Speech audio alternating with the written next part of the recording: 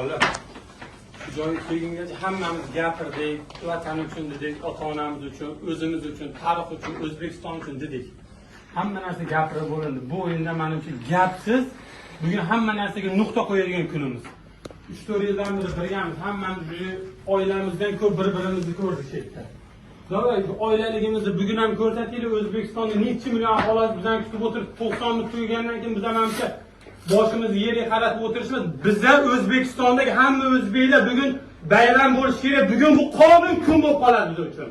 Hamma miyasiga sig'dirsin. Bugun bu kun tarixda qoladigan kun biz uchun. Faqat ko'rishga.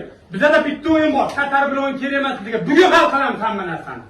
Davay, hamma birga bo'lsak, bular bizdan kuchli emas hech qaysi. Olsin Braziliyadan, Portugaliyadan, boshqa joydan hammasi grajdan olsin.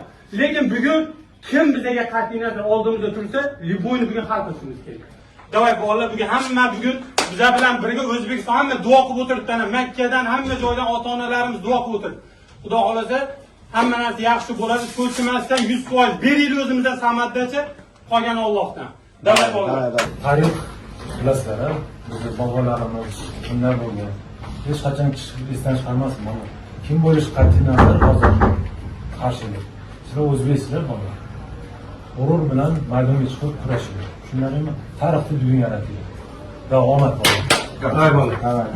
1 2 3 O'zbek